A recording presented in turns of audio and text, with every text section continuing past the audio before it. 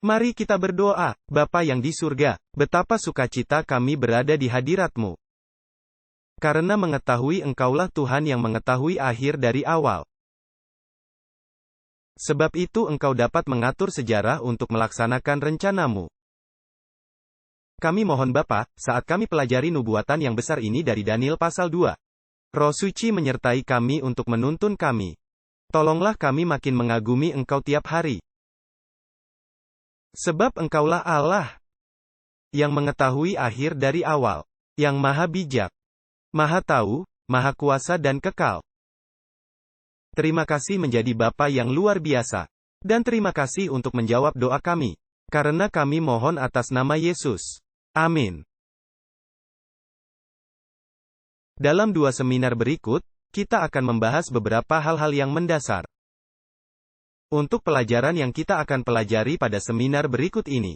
Sekarang kita akan mulai beralih ke bilik maha suci, di bait suci di surga. Malam ini Anda tidak akan melihat kaitannya yang kita bicarakan mengenai bait suci. Tapi percayalah, yang kita pelajari malam ini adalah dasar dari yang akan dipelajari besok. Dan merupakan sangat mendasar untuk memahami Daniel 8. Yang secara khusus membahas tema dari bait suci. Saya ajak Anda membuka Alkitab Daniel pasal 2, yaitu pasal yang akan kita pelajari hari ini. Hal pertama yang saya ingin Anda perhatikan adalah, bahwa Tuhan mengetahui apa yang dipikirkan Raja Nebukadnezar ketika dia berbaring di tempat tidurnya. Tuhan bisa membaca pikiran kita. Disinilah bukti Alkitabiahnya bahwa Tuhan bisa membaca pikiran. Dikatakan dalam Daniel 2 ayat 29. Di sini Daniel sedang berbicara kepada raja tersebut. Akan halnya tuanku, oh, baginda. Pikiran-pikiran timbul pada tuanku sementara tuanku di tempat tidur. Tentang apa yang akan terjadi di kemudian hari. Dan dia yang menyingkapkan rahasia. Telah dinyatakannya kepada tuanku apa yang akan terjadi. Apa yang dipikirkan Nebukadnezar ketika dia pergi tidur? Dia sedang memikirkan masa depan kerajaannya. Karena di sini dikatakan, timbul pada tuanku pikiran-pikiran sementara di tempat tidur tuanku. Tentang apa yang akan terjadi di kemudian hari. Apakah Tuhan tahu apa yang dipikirkan Nebukadnezar? Tentu saja.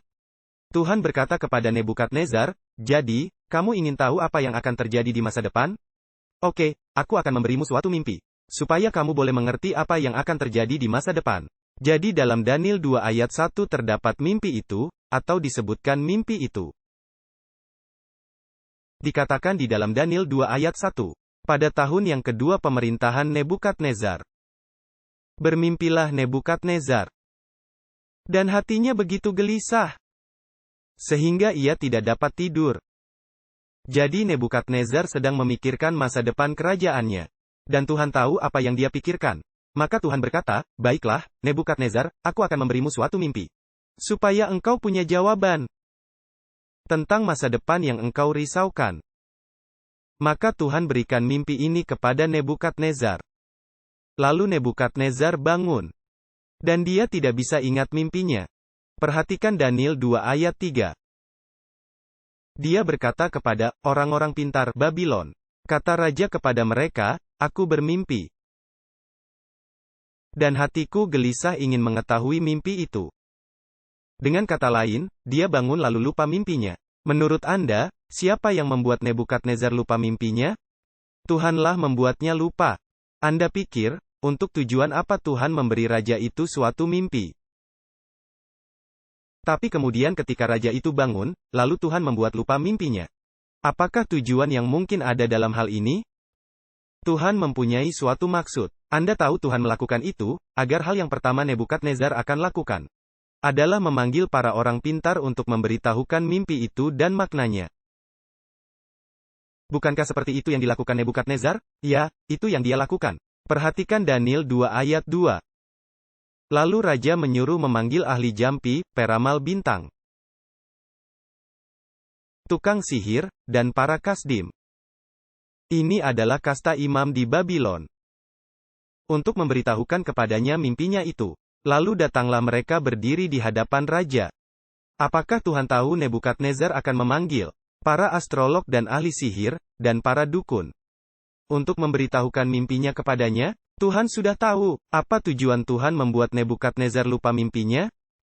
Tujuannya adalah supaya orang-orang ini, jika tampil di depan raja, mereka tidak bisa memberitahukan kepada raja apakah mimpinya itu. Dan semua orang akan melihat bahwa agama Babylon itu sudah tak berarti. Dengan kata lain, Tuhan mau membuka kedok orang-orang pintar ini. Tuhan mau menunjukkan bahwa sihir, ramalan bintang, dukun-dukun, semuanya tidak bisa apa-apa. Satu-satunya cara adalah memberikan suatu mimpi kepada raja, dan membuat raja itu lupa mimpinya. Supaya jika raja memanggil semua ahli palsu ini, Tuhan bisa membuka kedok mereka. Dan membuktikan bahwa agama Babylon tidak berarti apa-apa. Dan tepat seperti itulah yang terjadi. Perhatikan Daniel 2 ayat 10. Daniel 2 ayat 10. Para kasdim itu menjawab raja. Tidak ada seorang pun di muka bumi ini yang dapat memberitahukan apa yang diminta tuanku raja. Oleh karena itu tidak pernah seorang raja, bangsawan, atau penguasa meminta hal sedemikian dari seorang ahli sihir, para peramal bintang ataupun orang kasdim. Dengan kata lain, apa yang Baginda minta itu tidak masuk akal. Jika Baginda beritahu kami mimpinya, kami akan bisa beritahu Baginda apa makna mimpi itu. Tetapi Baginda minta kami memberitahu apa mimpi itu. Tidak ada manusia yang bisa melakukan hal itu di dunia ini. Lalu saya ingin Anda perhatikan Daniel 2 ayat 11. Hanya ada satu sumber yang bisa beritahu mimpi raja. Dan apakah sumber itu? Menurut para ahli sihir, Daniel 2 ayat 11. Permintaan raja adalah terlalu berat. Dan tak ada seorang pun yang dapat memberitahukannya kepada tuanku raja, selain siapa? Dewa-dewa. Ada 3 kata kunci yang saya mau Anda perhatikan di sini. Dewa-dewa yang tidak berdiam di antara manusia.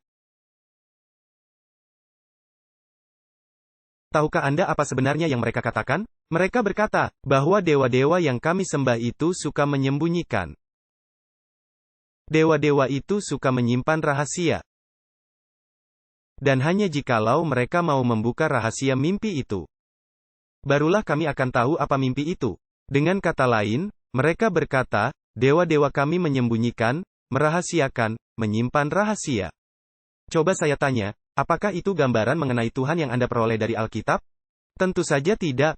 Perhatikan Amos 3 ayat 7. Amos 3 ayat 7. Lihatlah, Tuhan bukanlah Tuhan yang menyembunyikan. Tuhan adalah Tuhan yang mengungkapkan. Tuhan bukanlah Tuhan yang menyimpan rahasia, Tuhan adalah Tuhan yang membuka rahasia.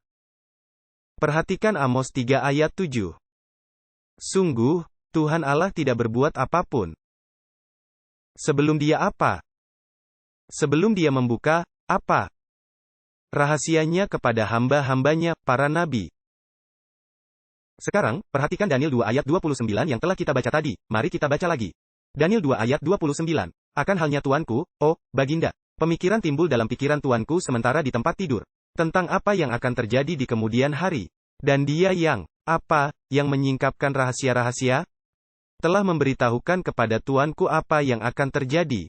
Adakah perbedaan yang nyata antara dewa-dewa berhala dengan Tuhan Alkitab? Tentu saja. Dewa-dewa kafir memiliki informasi tapi mereka sembunyikan, merahasiakannya, mereka tidak mau mengungkapkannya.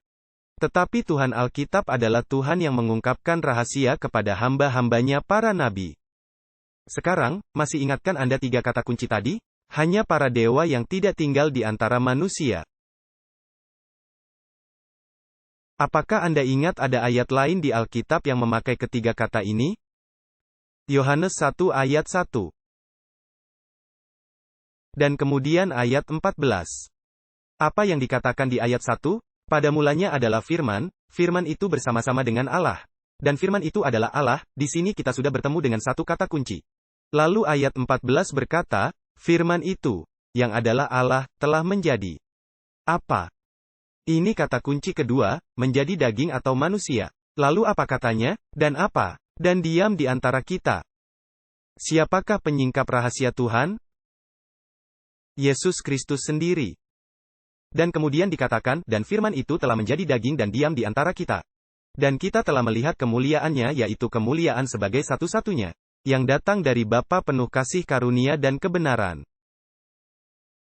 Coba saya tanya, apakah setan bisa membaca pikiran kita? Tidak. Anda tahu dari mana kita tahu ini? Karena setan sangat ingin memberitahu kepada para astrolog apa mimpi raja, supaya dia bisa membuktikan bahwa agama Babylon itu benar. Namun dia tidak bisa melakukannya. Nah, setelah setan melihat bahwa Tuhan telah membuka kedok agamanya, dia berkata, baiklah, apa yang akan aku lakukan sekarang? Aku akan membunuh Daniel dan aku akan membunuh ketiga orang temannya.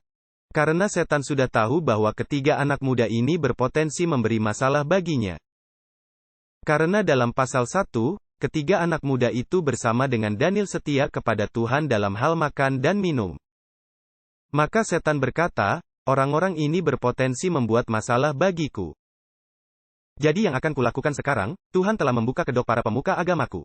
Sekarang akan kubunuh mereka, tapi aku juga akan membunuh Daniel dan ketiga temannya.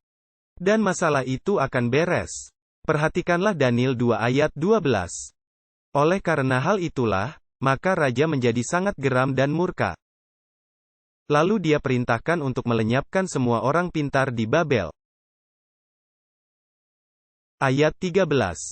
Maka titah dikeluarkan, dan mereka mulai membunuh orang-orang pintar. Siapa yang mereka cari? Lalu mereka mencari Daniel dan teman-temannya untuk apa? Untuk dibunuh? Tetapi Tuhan berkata kepada setan, tunggu dulu. Kamu berniat membunuh Daniel dan ketiga temannya, tapi kamu tahu apa yang aku akan lakukan? Yang akan kulakukan adalah membawa mereka ke kedudukan terhormat di dalam kerajaan. Melalui upayamu hendak membunuh mereka. Bukankah demikian yang terjadi? Perhatikan akhir kisah ini, Daniel 2 ayat 48-49. Sekarang Daniel dan ketiga temannya menjadi terkenal di kerajaan itu. Dengan kata lain, mereka bukannya dihancurkan seperti yang diniatkan setan. Malah Tuhan mengizinkan mereka dibawa ke hadapan raja, supaya mereka bisa menduduki jabatan penting di kerajaan itu, dan berpengaruh di dalam kerajaan itu selama puluhan tahun. Daniel 2 ayat 48 dan 49. Lalu raja memuliakan Daniel dan menganugerahi banyak pemberian yang besar. Dan dia menjadi penguasa atas seluruh wilayah Babel. Dan menjadi kepala semua orang pintar di Babel. Dan juga atas permohonan Daniel. Dan ditempatkanlah Sadrah, Mesah dan Abednego untuk mengurusi wilayah Babel. Sedang Daniel sendiri melayani raja. Jadi Anda lihat apa yang terjadi di sini? Ada suatu penyerangan dan ada perlawanan. Tuhan tahu apa yang dipikirkan sang raja. Tuhan berkata, baiklah, aku tahu pikiranmu. Inilah mimpinya, supaya kamu tahu apa yang akan terjadi. Lalu ketika raja bangun, Tuhan berkata, lupa saja mimpi itu, karena aku mau membuka kedok orang pintar gadungan. Maka raja memanggil orang-orang pintar itu, dan terbukalah kedok agama Babylon. Dan setan berkata, oh ya, akan kubunuh orang-orangmu. Tuhan berkata, tidak, kau tidak bisa. Akan kutempatkan mereka di posisi penting dalam kerajaan. Jadi ada serangan, dan serangan balasan, yang terjadi di sini antara dua kekuatan. Kekuatan yang baik dan kekuatan yang jahat, antara Tuhan dengan setan. Coba saya tanya, cara apakah yang Tuhan gunakan untuk menunjukkan mimpi itu kepada Daniel? Apakah Tuhan katakan kepada Daniel, Daniel, tunggu sampai malam, supaya engkau bisa keluar dan mengamati bintang-bintang? Apakah Tuhan katakan, Daniel, pergilah menghadap raja, suruh perlihatkan telapak tangannya? Tidak. Apakah Tuhan berkata, Daniel, pergilah kepada dukun dan mintalah dukun itu memanggil arwah orang mati? Tidak. Bagaimana Tuhan mengungkapkan rahasia kepada nabinya? Perhatikan Daniel 2 ayat 17-18. Lalu pulanglah Daniel. Dan diberitahukannya putusan itu kepada Hananya, Misael dan Azaria. Ini adalah nama-nama Ibrani mereka, teman-temannya. Agar mereka, apa? Memohon kemurahan dari Tuhan semesta alam mengenai apa? Lihatlah, ada kata rahasia lagi. Mengenai rahasia itu, supaya Daniel dan teman-temannya jangan binasa bersama para orang pintar lainnya di Babel. Cara apa yang dipakai Daniel agar Tuhan mengungkapkan rahasianya mengenai masa depan? Daniel menggunakan doa. Jika kita ingin tahu apa yang bakal terjadi di dalam hidup kita, cara apa yang kita pakai? Kita tidak ke peramal bintang, kita tidak ke peramal telapak tangan. Kita tidak mencarinya dari tanda-tanda zodiak. Kita tidak pergi bertanya kepada apa yang dianggap sebagai arwah orang mati. Kita berdoa kepada Tuhan, agar Tuhan akan mengungkapkan rahasianya kepada kita. Anda tahu, sejarah itu bagaikan permainan catur. Mungkin ada yang sudah pernah dengar ibarat persamaan ini. Seumpama ada papan catur, di satu sisinya Tuhan duduk. Dan di sisi lain seberang meja, duduklah setan. Dan pergerakan pion-pion di atas papan catur adalah pergerakan sejarah. Maka Tuhan berkata kepada setan, "Giliranmu." Dan setan membuat gerakan dalam sejarah. Lalu Tuhan berkata, "Haha, itu langkahmu. Giliranku sekarang." Maka Tuhan membuat gerakan untuk melawan apa yang telah dilakukan setan. Jadi sejarah berkembang melalui suatu pertarungan dan serangan balik. Setan berusaha menghalangi rencana Tuhan, dan Tuhan memanfaatkan rencananya. Nah, coba saya tanya, apakah setan pasti kalah? Tentu saja. Jika kita bermain catur, dan kita sudah tahu lebih dulu semua langkah yang bakal dilakukan lawan main kita. Berapa besarkah kemungkinannya kita akan kalah? Sama sekali tidak ada. Jika kita sudah tahu semua langkah yang akan dilakukan lawan main, tidak mungkin kita bisa kalah. Lihat, setan harus menebak langkah yang Tuhan ambil. Tetapi Tuhan sudah tahu setiap langkah yang akan dibuat setan. Sebab itu Tuhan bisa mengambil langkah untuk menangkis langkah itu, yang ingin dilakukan setan dalam sejarah manusia. Karena Tuhan mengetahui akhir dari awal. Sekarang, marilah kita bahas mengenai mimpi itu. Daniel 2 ayat 31. Daniel 2 ayat 31. Di sini Daniel berkata kepada raja, "Ya raja, tuanku sedang mengamat-amati, tampaklah sebuah patung yang amat besar. Patung besar ini yang keindahannya luar biasa, tegak di hadapan tuanku. Dan bentuknya mengagumkan." Lalu kita bertemu dengan mimpi itu. Dimulai dari ayat 32. Dikatakan, adapun patung itu, kepalanya dari emas tua. Gunakan imajinasi Anda. Sudah dibagikan selebarannya, di sana ada urutannya. Tapi sekarang gunakan imajinasi Anda. Adapun patung itu, kepalanya dari emas tua. Dada dan lengannya dari perak. Perut dan pahanya dari tembaga. Sedang betisnya dari besi. Kakinya sebagian dari besi dan sebagian lagi dari tanah liat. Jadi ada emas, perak, tembaga, besi dan tanah liat. Lalu perhatikan ayat 34. Sementara tuanku melihatnya, terungkit lepas sebuah batu tanpa perbuatan tangan manusia, yang menimpa patung itu pada kakinya yang dari besi dan tanah liat itu. Lalu menghancurkannya. Lalu, besi, tanah liat tembaga, perak dan emas semuanya hancur bersama-sama. Dan semuanya menjadi seperti sekam di tempat pengirikan pada musim panas. Lalu angin menghembuskannya. Sehingga tak ada bekas-bekasnya ditemukan. Tapi batu yang menimpa patung itu menjadi gunung besar yang memenuhi seluruh bumi. Jadi, terdapat beberapa simbol penting yang sederhana dalam ayat-ayat ini. Ada kepala dari emas, dada dan lengan dari perak. Perut dari tembaga, betis dari besi, dan kaki dari besi dan tanah liat. Lalu sebuah batu yang terungkit dari sebuah gunung tapi bukan oleh tangan manusia. Dan batu itu turun dan menghantam patung itu pada kakinya. Lalu batu itu menjadi sebuah gunung besar yang memenuhi seluruh bumi. Nah, ada suatu hal yang sangat penting yang ingin saya garis bawahi dan itu adalah bahwa tak ada jeda pada alur peristiwa sejarah di Daniel pasal 2. Karena ada orang-orang Kristen yang mengatakan, bahkan sebenarnya banyak orang Kristen yang berkata, bahwa ada jeda antara betis dan kakinya. Dan bahwa jarak tersebut sudah berlangsung selama 1900 tahun sampai saat ini. Tapi tidak ada bukti di dalam mimpi ini, bahwa ada jeda waktu yang kosong atau kekosongan dalam urutan kekuasaan itu.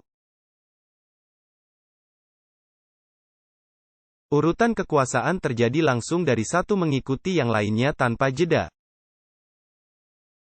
Sekarang, saya mau Anda perhatikan interpretasi dari mimpi ini. Karena nanti di dalam pasal ini, terdapat makna mimpi itu. Mari bersama saya ke Daniel 2 ayat 37-38. Daniel 2 ayat 37-38, sekarang kita akan lihat bagaimana Daniel menginterpretasikan atau menjelaskan mimpi itu. Di sini Daniel berkata, "Ya Tuanku Raja, Raja segala raja." Mengapa Nebukadnezar adalah raja yang sedemikian hebat?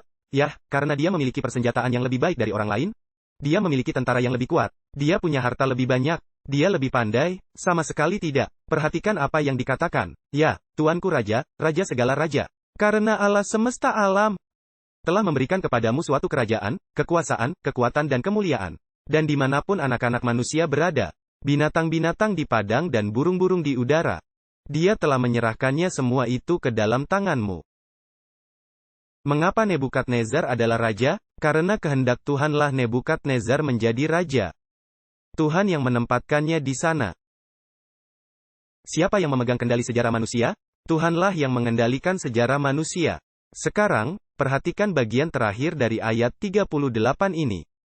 Dikatakan, Dia telah menyerahkan semuanya ke dalam tanganmu dan telah menjadikan engkau penguasa atas semuanya. Nah, dengarkanlah dengan baik, Tuankulah kepala yang dari emas itu. Apakah nubuatan ini menjelaskan dengan jelas kepala emas itu melambangkan siapa? Tentu saja, siapakah kepala emas itu? Kepala emas itu melambangkan Nebukadnezar.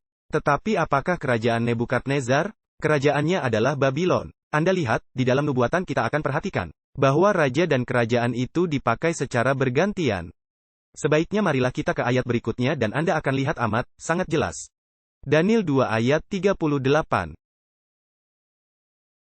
Tadi dikatakan di ayat 38, bagian akhir dari ayat ini, ayat 38, dikatakan, Tuankulah kepala yang dari emas itu. Tetapi sekarang perhatikan, saya rasa ini ada di ayat 39 bukan ayat 38, dikatakan, tetapi sesudah Tuanku akan muncul suatu, apa? Kerajaan lain. Jadi apakah kepala emas itu sebuah kerajaan? Tentu saja, karena dikatakan, sesudah Tuanku, akan muncul suatu kerajaan lain. Jadi Nebukadnezar adalah raja dari suatu kerajaan. Kepala dari emas itu melambangkan kerajaan Babylon. Dan setelah kerajaan Babylon, akan ada apa? Kerajaan lain yang kurang mulia dari kerajaan Tuanku. Perhatikan, dikatakan, lalu kerajaan lain yang ketiga, dari apa? Dari tembaga, yang akan berkuasa atas seluruh bumi. Jadi ada berapa kerajaan sejauh ini? Ada 3 kerajaan. Yang pertama kerajaan apa? Babylon, kerajaannya Nebukadnezar. Kerajaan kedua adalah kerajaan apa? Kerajaan Medo-Persia. Yang muncul setelah Babylon. Mereka menaklukkan Babylon. Kemudian setelah Medo-Persia kerajaan mana yang muncul? Yunani. Sekarang, dengarkan apa yang akan saya katakan. Anda tidak perlu buka buku sejarah, untuk menemukan ketiga kerajaan pertama ini adalah Babylon, Medo-Persia dan Yunani. Anda cukup mempelajari kitab Daniel. Daniel mencantumkan nama ketiganya. Dengan demikian berarti mudah untuk mengidentifikasi kerajaan keempat. Anda bertanya, bagaimana bisa? Apakah Alkitab memberitahukan kerajaan mana yang menaklukkan Babylon? Daniel pasal 5. Belsiazar saat itu rajanya. Dan Darius, Raja Media datang dan kemudian menaklukkan Babylon. Tentara Medo-Persia menaklukkan Babylon. Jadi kita tahu kerajaan kedua itu apa, yaitu Medo-Persia. Lalu di Daniel pasal 8 yang akan kita pelajari nanti di dalam seminar ini. Setelah Medo-Persia, dikatakan kerajaan yang muncul berikutnya adalah Yunani. Yunani disebutkan namanya. Jadi dalam kitab Daniel itu saja, walaupun tidak ke buku sejarah. Anda tahu kerajaan pertama itu Babylon. Anda tahu kerajaan kedua adalah Medo-Persia. Dan Anda tahu kerajaan ketiga itu apa? Kerajaan ketiga adalah Yunani. Apakah ini jelas? Babylon, Medo-Persia, dan Yunani. Anda bertanya, kerajaan keempat itu apa? Nah, jika kita sudah mengetahui 3 kerajaan yang pertama, yang muncul berurutan, tanpa jeda, tanpa interupsi, maka mudah untuk mengetahui kerajaan keempat. Kerajaan manakah yang menaklukkan kerajaan Yunani? Roma, Kekaisaran Roma. Marilah kita baca Daniel 2 ayat 40. Daniel 2 ayat 40 dikatakan di sini. Dan kerajaan keempat akan kuat.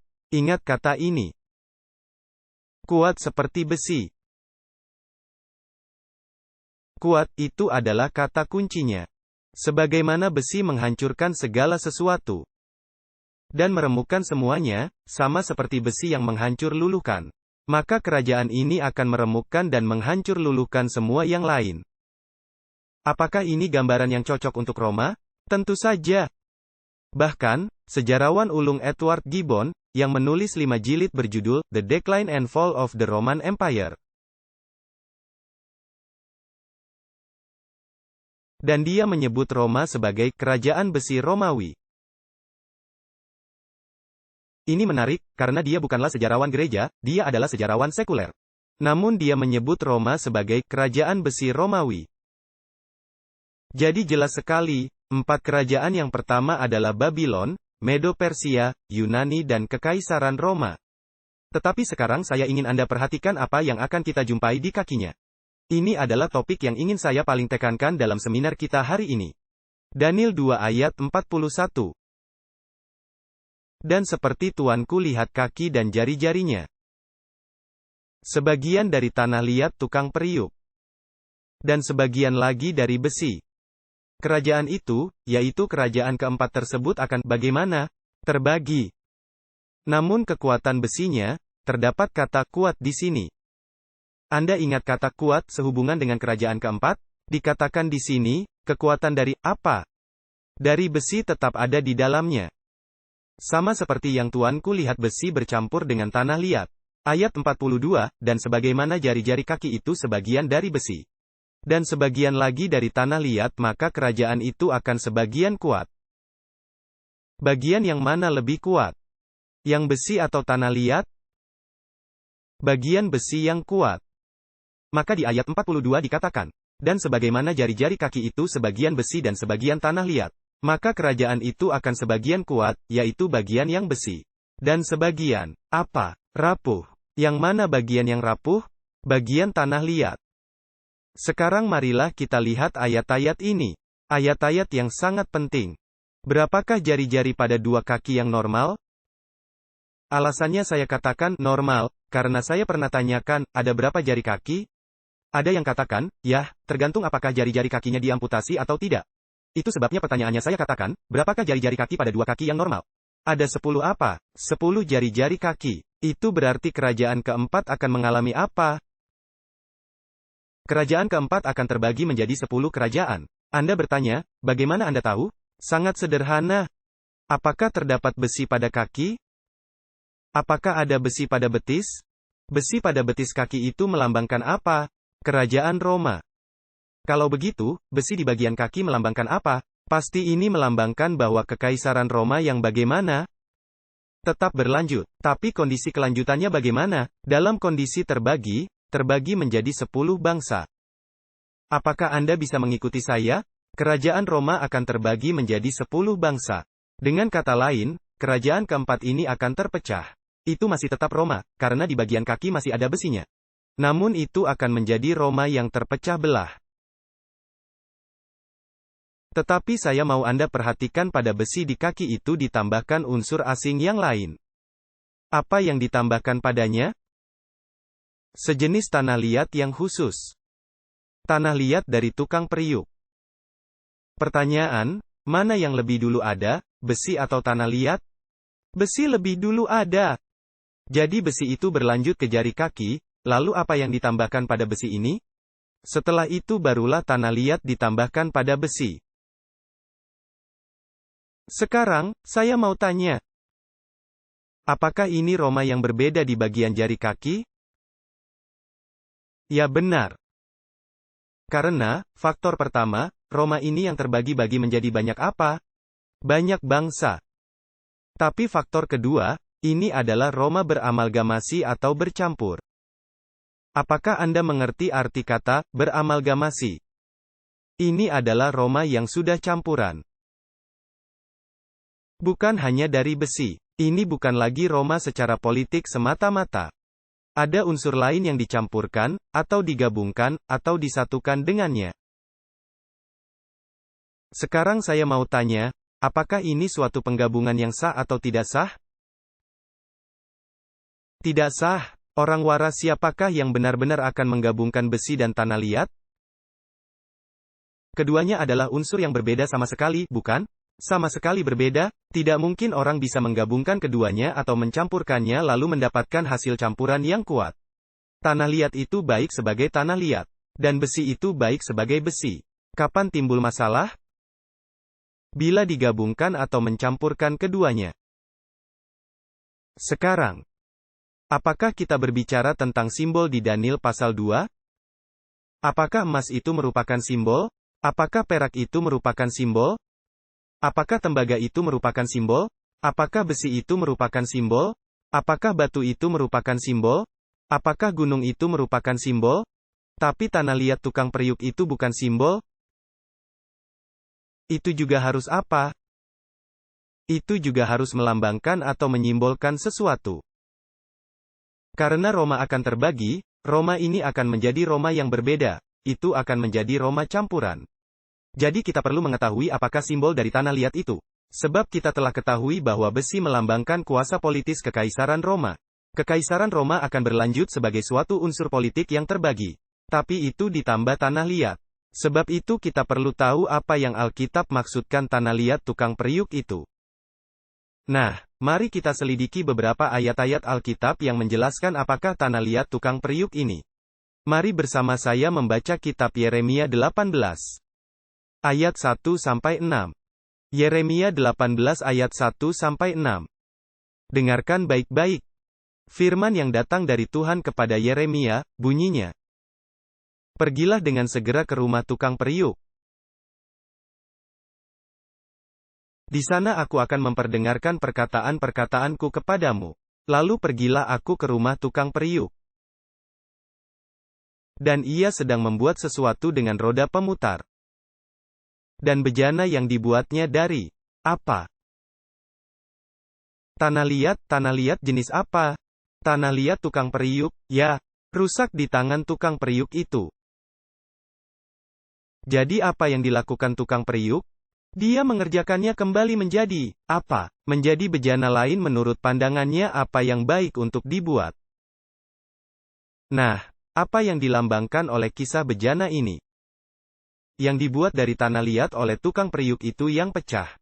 Kemudian si tukang periuk membuatnya lagi dari awal menjadi bejana yang baru? Faktanya adalah, di sini Yeremia sedang menggambarkan tentang penawanan orang Israel di Babylon. Dan jika Anda mau ayat yang membuktikan hal itu, Yeremia 19 ayat 11, kita tidak cukup waktu untuk membacanya.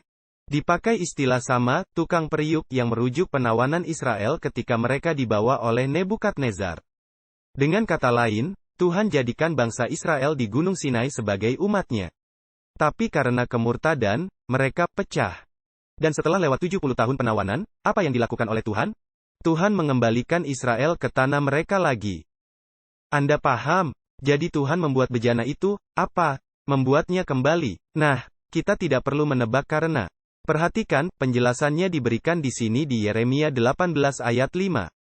Kemudian datanglah firman Tuhan kepadaku, bunyinya, hai, kaum Israel. Masakan aku tidak boleh berbuat kepada kamu seperti tukang periuk ini? Demikian firman-Nya. Lihatlah, seperti tanah liat dalam tangan tukang periuk, demikianlah kamu ada dalam tanganku, hai, kaum Israel. Apakah yang dilambangkan oleh tanah liat tukang periuk ini? Itu melambangkan umat Tuhan. Jemaat Tuhan masa perjanjian lama? Dengan kata lain, itu melambangkan suatu lembaga kerohanian. Jemaat Tuhan di masa perjanjian lama, Israel. Nah, marilah kita baca Kejadian 2 ayat 7.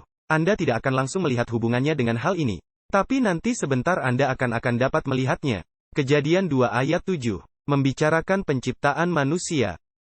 Dan perhatikanlah apa yang dikatakan. Ketika itulah Tuhan Allah. Apa kata berikutnya? Membentuk. Jadi Tuhan sebagai apa? Tuhan itu adalah tukang periuknya. Saya akan buktikan kepada Anda. Tuhan Allah membentuk manusia itu dari debu tanah. Pernahkah Anda mencoba membentuk sesuatu dari debu tanah? Tidak bisa kan? Tetapi ini adalah debu tanah yang basah.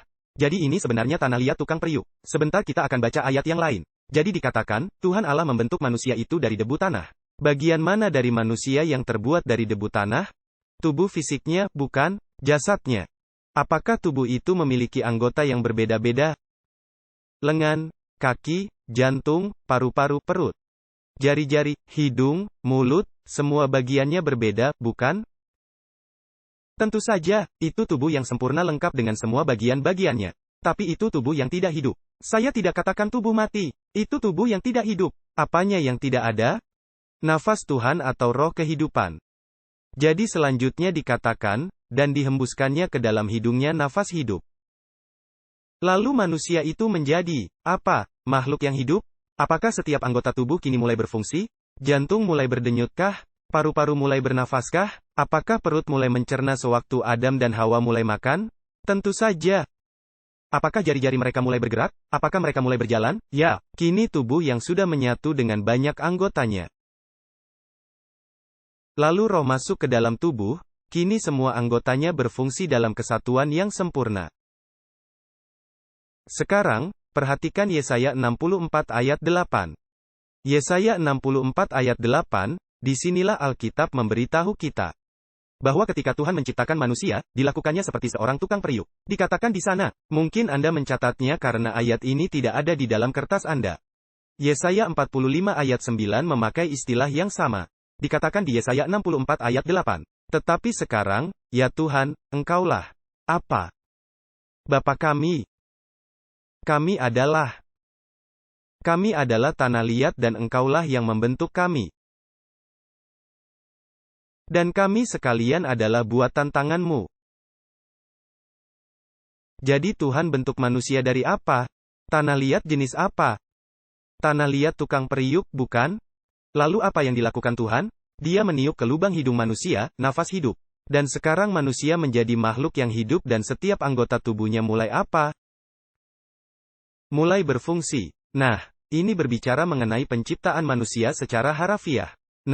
Ini berbicara mengenai penciptaan manusia secara harafiah. Anda bertanya, apa artinya nilai simbolis? Karena Daniel 2 bahasannya bukan harafiah, tapi mengenai apa? Mengenai simbol. Sekarang, coba saya tanya, apakah tubuh Kristus berbicara secara simbolis atau secara spiritual? Tubuh Kristus adalah jemaat. Perhatikan Kolose 1 ayat 18, berbicara mengenai Yesus, dikatakan, Dia adalah, apa, kepala dari tubuh, yaitu jemaat. Dialah yang sulung, yang pertama bangkit dari antara orang mati. Sehingga dia yang lebih utama dalam segala sesuatu. Jadi, tubuh Kristus itu apa? Tubuh Kristus adalah jemaat. Siapa yang menciptakan gereja? Yesus berkata, di atas batu karang ini aku akan mendirikan jemaatku. Matius 16 ayat 18. Jadi, siapakah yang menciptakan tubuh? Yesus menciptakan gereja. Dia yang menciptakan tubuh. Bagaimana kondisi tubuh ini sebelum hari Pentakosta? Apakah mereka semuanya bersatu? Alkitab berkata, mereka satu apa? Mereka satu hati. Tetapi apa yang masih kurang? Apa yang masih belum dimiliki oleh tubuh itu? Tubuh itu belum memiliki napas. Jadi apa yang terjadi pada hari Pentakosta? Kisah Para Rasul 2 ayat 2-4. Tiba-tiba turunlah dari langit suatu bunyi seperti tiupan angin keras, yang memenuhi seluruh rumah, di mana mereka duduk. Dan tampaklah kepada mereka lidah-lidah seperti nyala api, dan hinggap pada mereka masing-masing. Lalu, bagaimana, penuhlah mereka dengan Roh Kudus. Lalu mereka mulai berkata-kata bahasa lain, seperti yang diberikan oleh Roh itu untuk dikatakan. Mereka tidak hanya berbahasa lain. Kini semua karunia Roh Kudus menjadi hidup di dalam jemaat. Anda bisa lihat gambarannya? Sekarang kita berbicara tentang simbol. Di Kejadian 2 ayat 7 terdapat penciptaan manusia secara harafiah. Tapi itu melambangkan, itu mewakili, itu adalah simbol dari gereja Yesus Kristus. Yang Dia ciptakan, katakanlah dari tanah liat tembikar lalu diberikan apa? Roh suci, nafas kehidupan. Jadi apakah tubuh itu kini mulai berfungsi? Apakah semua anggota tubuh mulai melakukan fungsinya? Ya. Tahukah Anda, ilustrasi ini bukan rekaan saya. Ini adalah ilustrasi dari Rasul Paulus. Perhatikan 1 Korintus 12 ayat 12-13. Sangat jelas, 1 Korintus 12 ayat 12-13. Karena sama seperti tubuh itu satu. Dan anggotanya banyak. Dan tapi semua anggotanya merupakan apa? Merupakan satu tubuh, banyak anggota dari satu tubuh, demikian juga Kristus. Sebab dalam satu roh kita semua telah dibaptis menjadi apa? Satu tubuh. Baik orang Yahudi, atau orang Yunani, baik budak, atau orang merdeka semua diberi minum dari satu roh. Pertanyaannya sekarang, tanah liat tukang periuk itu melambangkan apa? Kita sudah lihat dalam Yeremia bahwa tanah liat tukang periuk melambangkan apa? Umat Allah. Israel. Dalam perjanjian baru, tubuh melambangkan apa? Tanah liat tukang periuk melambangkan apa di perjanjian baru? Itu melambangkan tubuh Yesus Kristus di dalam perjanjian baru, yang merupakan apanya? Jemaatnya. Jadi tanah liat tukang periuk melambangkan apa? Itu melambangkan jemaat. Anda paham? Sekarang, ada ilustrasi yang lain, di mana kita bisa lihat bahwa tanah liat tukang periuk itu melambangkan jemaat. Ingatkan Anda penglihatan Yehezkiel tentang lembah yang berisi tulang-tulang kering? Dan ada banyak tulang-tulang tubuh yang berserakan di lembah itu? Lalu Tuhan memanggil semua bagian tulang-tulang tubuh itu agar terkumpul melalui Yehezkiel. Lalu apa yang diberikan Tuhan kepada jasad-jasad itu? Apa yang Tuhan berikan pada jasad-jasad itu apa? Napas hidup, rohnya, lalu jasad-jasad itu berdiri. Apa yang dilambangkan oleh semua bagian tubuh yang terkumpul dan roh masuk ke dalam jasad-jasad itu? Yehezkiel 37 membuatnya sangat jelas. Perhatikan Yehezkiel 37 ayat 10-11. Lalu aku bernubuat seperti diperintahkannya kepadaku. Dan nafas hidup masuk ke dalam mereka, yaitu ke tubuhnya. Lalu mereka hidup kembali, dan berdiri di atas kaki mereka, suatu pasukan yang sangat besar. Firman-Nya kepadaku, hai anak manusia, tulang-tulang ini adalah seluruh kaum Israel. Apakah Anda bisa menangkap gambarannya? Seluruh kaum Israel, mereka sendiri katakan, tulang-tulang kami sudah jadi kering, pengharapan kami sudah lenyap dan kami sudah terbuang. Jadi, tanah liat tembikar itu melambangkan gereja. Jadi apa yang akan terjadi pada masa jari-jari kaki patung itu ketika kekuasaan Roma terbagi-bagi? Akan ada penyatuan apa? Penyatuan antara gereja dengan negara. Apakah Anda paham? Dengan kata lain, selama masa jari kaki itu, bukan hanya akan ada satu kekuasaan. Akan ada kekuasaan yang menyatukan gereja dan negara. Ingatlah ini karena besok kita akan kembali ke hal ini waktu kita mempelajari Daniel pasal 7. Dengarkanlah. Wahyu 17 memberikan gambaran yang sama tapi dengan simbol yang berbeda. Marilah kita ke Wahyu pasal 17, dan ini mengenai akhir zaman. Wahyu 17 ayat 1-2.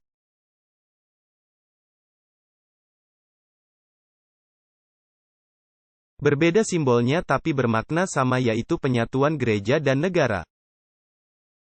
Dikatakan di sini, lalu datanglah seorang dari ketujuh malaikat, yang membawa ketujuh cawan itu dan berkata kepadaku, mari ke sini, akan kutunjukkan kepadamu penghukuman atas pelacur besar. Perempuan melambangkan apa dalam nubuatan? Melambangkan gereja. Jika perempuan suci, itu mengenai gereja yang bagaimana? Gereja yang murni. Kita telah bahas perempuan Wahyu 12. Masih ingat? Melambangkan gereja Tuhan yang setia. Jika perempuan pelacur, gereja yang bagaimana yang kita bicarakan? Itu berarti berbicara gereja yang murtad.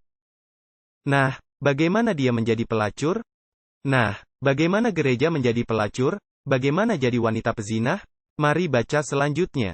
Dikatakan, mari ke sini, akan kutunjukkan kepadamu penghakiman pelacur besar, yang duduk di tempat banyak airnya. Dan sekarang muncullah penjelasan bagaimana gereja menjadi pelacur. Dengan dia, siapa? Raja-raja di bumi telah berbuat cabul. Dan penghuni bumi telah mabuk oleh anggur percabulannya. Bagaimana sehingga dia menjadi pelacur? Karena dia berzina dengan siapa? Dengan raja-raja di bumi. Bukankah ini penyatuan gereja dan negara? Tentu saja, penyatuan gereja dan negara. Apakah suatu gereja berhak berada sebagai gereja? Ya. Apakah negara mempunyai fungsi sebagai negara? Tentu saja. Di mana letak masalahnya? Masalahnya terletak pada penyatuan yang tidak sah.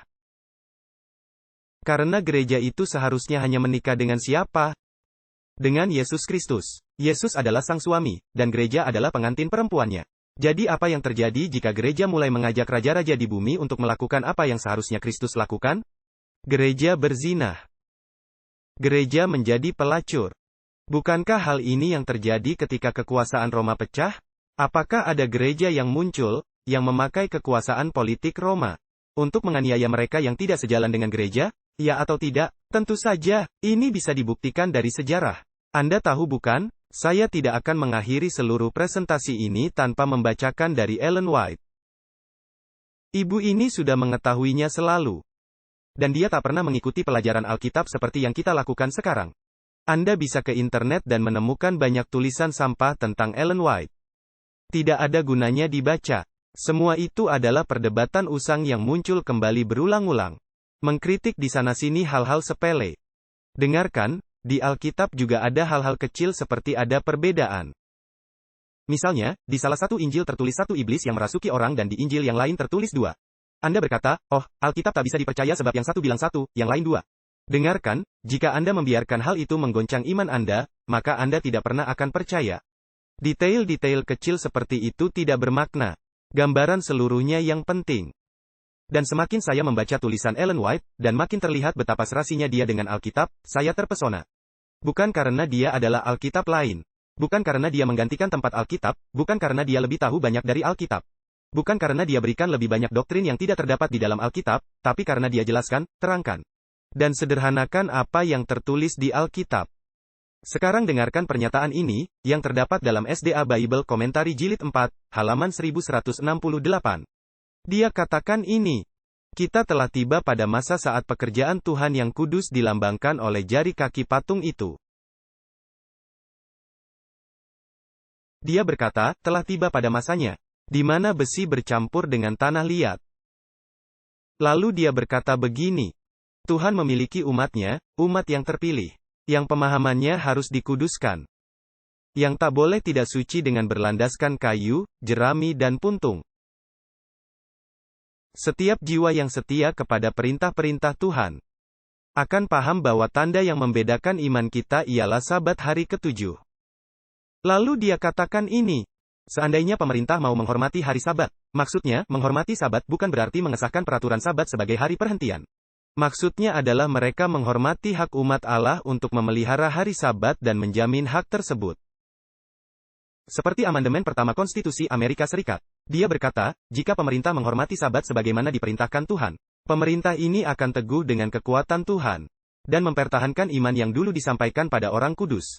Tetapi pejabat-pejabat pemerintah akan menegakkan Sabat yang palsu, dan akan mencampur iman mereka dengan memelihara hasil karya kepausan itu. Menempatkannya di atas Sabat yang telah dikuduskan dan diberkati Tuhan. Disendirikan bagi manusia agar dipelihara kekudusannya, sebagai tanda antara Tuhan dengan umatnya hingga 1000 keturunan. Kini kita tiba di kunci pernyataannya. Pencampuran antara kekuatan gereja dengan kekuatan negara. Dilambangkan oleh besi dan tanah liat. Penyatuan ini melemahkan seluruh kekuatan dari gereja-gereja. Dengan memberikan wewenang negara pada gereja, akan menimbulkan hasil yang jahat. Manusia sudah hampir melampaui kesabaran Tuhan. Gereja telah menanamkan kekuatan mereka dalam politik, dan bergabung dengan kepausan. Tapi akan tiba saatnya Tuhan akan menghukum semua yang telah mengabaikan hukumnya. Dan perbuatan jahat mereka akan menjerat mereka sendiri. Bukankah ini pernyataan yang luar biasa? Ini pernyataan yang mengagumkan dipandang dari apa yang kita pelajari di Alkitab. Tentunya kita tidak mengakhiri ini tanpa membahas tentang gunung dan batunya. Apakah yang dilambangkan oleh gunung? Marilah kita kembali ke Daniel 2 ayat 34-35.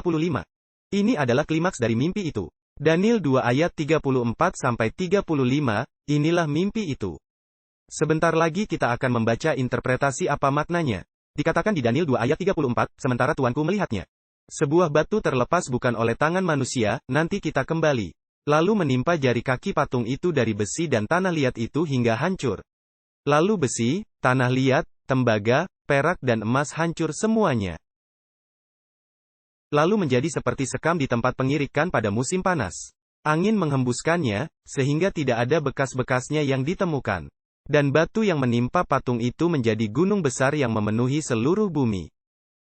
Sekarang, apa artinya ini, gunung besar yang memenuhi seluruh bumi? Dalam penjelasan mimpi ini, di ayat 44 kita temukan artinya. Daniel 2 ayat 44, dikatakan, dan pada zaman kerajaan-kerajaan ini, Allah semesta alam akan mendirikan, apa? Akan mendirikan suatu kerajaan, yang tidak akan binasa dan kerajaan itu tidak akan diserahkan kepada bangsa lain. Dengan kata lain, tak akan ada lagi kerajaan yang lain. Itu akan meremukkan segala kerajaan dan menghabisinya. Dan itu akan tetap, apa? Tetap untuk selama-lamanya? Jadi gunung itu melambangkan kerajaan Kristus yang kekal, yang memenuhi seluruh bumi. Sekarang pertanyaannya adalah, bagaimana kerajaan itu didirikan? Nah, sekarang kita tiba mengenai batu itu. Batu itu harus berbuat sesuatu, yaitu menghancurkan kerajaan-kerajaan dunia. Agar batu ini bisa menjadi gunung yang memenuhi seluruh bumi. Marilah bersama saya ke Daniel 2 ayat 45. Perhatikanlah beberapa hal-hal detail yang menarik tentang batu ini. Seperti yang tuanku lihat, bahwa sebuah batu terungkit lepas dari gunung tanpa perbuatan tangan manusia. Dan meremukkannya hingga hancur luluh. Besi, tembaga, tanah liat, perak dan emas itu. Allah yang Maha Besar telah memberitahukan kepada tuanku Raja apa yang akan terjadi di kemudian hari. Mimpi itu adalah benar dan maknanya dapat dipercayai. Jadi, ada batu, dan dikatakan di sini bahwa batu terungkit lepas dari gunung. Bagaimana terjadinya? Tanpa tangan manusia. Nah, batu itu melambangkan apa? Marilah bersama saya ke Matius 21 ayat 42. Ini hanyalah salah satu dari banyak ayat di Perjanjian Baru yang bisa saya bacakan. Matius 21 ayat 42. Ini adalah kesimpulan dari perumpamaan Yesus tentang pekerja kebun anggur. Kita akan kembali ke perumpamaan ini pada pelajaran kita nanti pada hari Sabat pagi. Matius 21 ayat 42. Kata Yesus kepada mereka, belum pernahkah kamu baca dalam kitab suci? Batu yang dibuang oleh tukang-tukang bangunan telah menjadi batu penjuru yang utama. Ini adalah perbuatan Tuhan dan ini suatu perbuatan ajaib di mata kita. Tentang siapakah dia katakan waktu menyebut mengenai batu yang dibuang oleh tukang-tukang bangunan? Dia bicara tentang dirinya sendiri. Jika demikian batu Daniel 2 melambangkan apa? Itu melambangkan Yesus Kristus. Nah, perhatikan di sini dikatakan bahwa batu ini terungkit dari gunung. Bagaimana caranya? Tanpa tangan manusia. Apa maksudnya, tanpa tangan manusia? Marilah kita baca dua ayat yang menjelaskannya. Ibrani 9 ayat 11. Ibrani 9 ayat 11. Marilah kita lihat apa artinya, tanpa tangan manusia ini. Dikatakan di sana, ini berbicara tentang bait suci surgawi dibandingkan bait suci di dunia. Tetapi Kristus telah datang sebagai imam besar untuk hal-hal yang baik yang akan datang. Dengan kemah lebih besar dan lebih sempurna, kemah yang manakah ini? Yang mana kemah lebih besar dan lebih sempurna? Tentulah bait suci surgawi. Siapakah yang membangun bait suci di dunia? Musa. Apakah dibangun oleh tangan manusia? Tentu saja, tetapi perhatikan. Tapi Kristus telah datang sebagai imam besar untuk hal-hal baik yang akan datang. Kemah yang lebih besar dan yang lebih sempurna, yang bukan dibuat oleh apa? Tangan manusia, artinya yang tidak termasuk ciptaan ini. Tahukah Anda, ada orang-orang Kristen berpendapat bahwa kita perlu menguasai seluruh dunia. Kita perlu memakai kekuasaan negara untuk mendirikan kerajaan Kristus di Amerika Serikat. Kita perlu kembali ke masa lalu ketika Amerika adalah suatu negara Kristen. Tahukah Anda cara terbaik menjadikan Amerika negara Kristen bukanlah minta Presiden Obama melakukannya. Dengan cara gereja keluar dengan kuasa Roh Suci mengabarkan Injil dan kebenaran Yesus Kristus. Itulah misi dari panggilan Tuhan kepada gerejanya. Tuhan bukan memanggil gerejanya ke Washington DC dan melobi negara untuk mengatur apa yang gereja harus lakukan. Lagi pula, negara tidak pernah bisa merubah hati. Hanyalah Roh Suci melalui kuasa Injil yang dikabarkan gereja yang membawa perubahan kepada hati manusia. Dengan kata lain, kerajaan Kristus tidak akan didirikan oleh manusia di dalam sejarah. Melainkan itu akan didirikan di luar sejarah manusia oleh mujizat Allah. Kerajaan Kristus tidak termasuk ciptaan ini. Ibrani 9 ayat 11. Perhatikan satu ayat lagi, Markus 14 ayat 58. Markus 14 ayat 58, di sini Yesus berbicara mengenai tubuhnya sendiri. Siapa yang menghadirkan tubuh Yesus ketika dia menjadi manusia? Melalui Maria, bukan? Dia dilahirkan oleh Maria sebagaimana kita dilahirkan dari perempuan. Tetapi bagaimana dengan tubuh Yesus yang dibangkitkan? Oh, tubuh itu dijadikan lewat mujizat Tuhan, oleh Allah Bapa. Dikatakan di Markus 14 ayat 58. Kami sudah mendengar orang ini berkata, aku akan merubuhkan bait suci buatan tangan manusia ini. Itulah bait suci mereka bangun, dan Herodes merenovasinya. Dan dalam 3 hari akan kudirikan yang lain, yang bukan buatan tangan manusia. Artinya tanpa campur tangan manusia. Tapi oleh mujizat ilahi dari Tuhan. Bagaimana kerajaan Kristus akan didirikan di dunia ini? Bukan oleh pengaturan manusia di dalam sejarah manusia untuk mendirikan zaman keemasan. Tetapi itu akan berasal dari luar sejarah manusia. Sebuah batu yang ajaib, Yesus Kristus yang akan mendirikan kerajaannya yang kekal. Sekarang, dengarkanlah baik-baik. Ada pilihan yang harus kita ambil. Kita bisa memutuskan untuk jatuh pada batu itu dan bertobat. Atau batu itu jatuh ke atas diri kita dan menghancurkan kita. Semuanya baik dan menarik, kita membahas kekaisaran dan kerajaan, tapi bagaimana dengan diri kita pribadi? Marilah kita akhiri dengan membaca Matius 21 ayat 44. Saya yakin di sini Yesus merujuk kepada nubuatan di Daniel pasal 2. Dikatakan di ayat 44, barang siapa yang jatuh ke atas batu itu.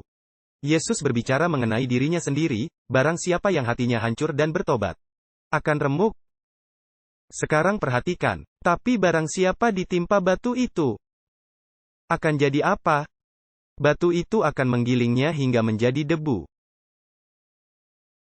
Maka himbauan Tuhan kepada kita agar mau menerima Yesus Kristus sebagai Juru Selamat dan Tuhan kita. Agar kita mau jatuh di atas batu itu, agar Yesus sendiri menghancurkan hati egois kita. Dengan demikian, bila Yesus datang kembali, kita akan berada di kerajaannya. Batu itu tidak akan membinasakan kita, tetapi batu itu akan menyelamatkan kita.